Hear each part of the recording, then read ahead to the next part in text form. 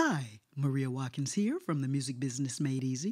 A subscriber asked if I would do a video on all of the music distribution options that I knew of, and I said sure. So today's video will take you through a list of all of the available digital distributors that are available to you to get your music out to the world.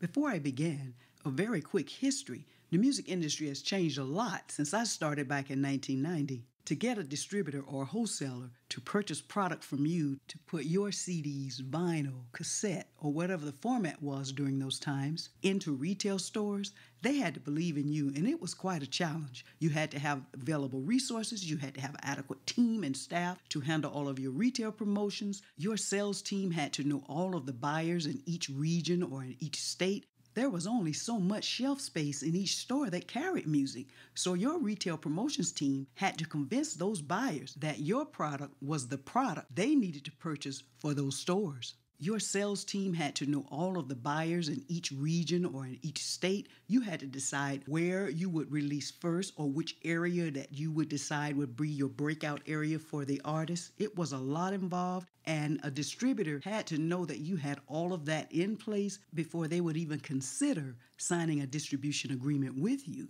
Let's say one lucky label has managed to score a distribution deal. So now his retail sales team, they are working really hard, promoting that product, trying to get those buyers to purchase product from them. They are on the phone, they're sending out one sheets, doing everything possible to let them know that that artist is working, he's touring. They're promoting at radio, doing everything that they can to convince those buyers to purchase that product to put in retail stores. Let's say one buyer agreed, and he'll say, okay, I'll take one piece of product from you, from one of your artists, and put it in 50 of our stores across the United States. So they would purchase 50 pieces of product at wholesale, then resell to the public at retail prices. But if it did not sell within a certain amount of time, that product came down and it was returned to you. They would choose another piece of product to put for sale because they also needed to make a return on their investment. So it involved much more than just putting out product. There needed to be a demand for that product, and you had a certain amount of time to get that sale. This is just a brief overview to give you some insight into what it took back then to have music distribution. Major labels already had a system in place and a proven track record. Most indies who could prove to majors that they were ready for a distributor, most would sign or license agreements with majors in order to get their music out to the marketplace. There were some indie labels that did have adequate resources, funding, staffing, a track record, and met other requirements in order to get a distribution deal without a major label. Today, with streaming and digital downloads, artists are now easily able to release their music to the world. I think it's incredible. Please keep in mind, however, that you still need to have a plan. It's still imperative to have a marketing and promotions plan in place to know how you will release and approach releasing your music to the world. So although it's easy to release your music, it's also easy for a million others to release their music. And with that in mind, how will you be found?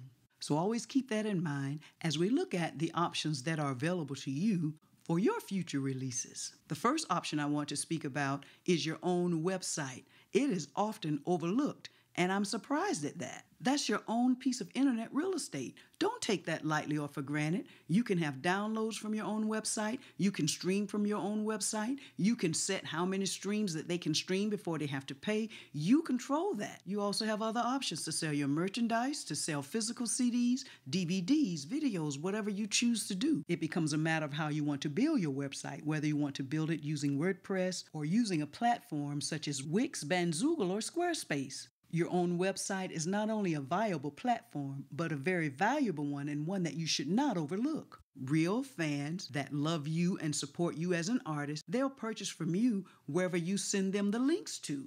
If you have your own website and would like to use another site in order to host your music, think of Bandcamp. Bandcamp does this job perfectly. You can also sell downloads, physical CDs, DVDs, collections, merchandise. It's also another platform that you control how your music is presented. You can use that option as well as some of the other options. These two options, however, do not get your music distributed onto streaming platforms. So these other options will include streaming platforms. This is quite a list, so in alphabetical order, here we go. Amuse, A1 Music Group, AWAL, I think that's how that's pronounced, AWAL, Believe Music, Catapult Distribution,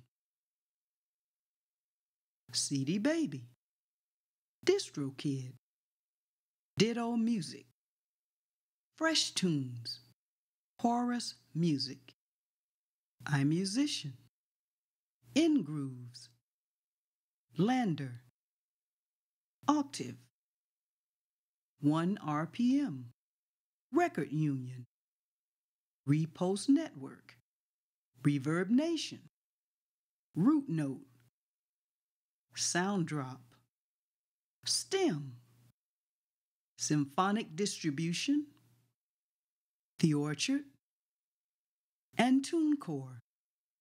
All of these digital distributors are here for you if you want to release your music to all of the available digital music platforms. All of the pricing structures vary. Some you pay one-time fee per release, some you pay an annual fee. Some distributors keep percentages of commissions from sales, others charge no commission fee. So you need to research to discover which will work best for you. I would love to know if you found this helpful. Leave those comments below. Don't forget to hit that subscribe button. Pick up your free checklist of the 22 things to do before you release your music, and have a great day.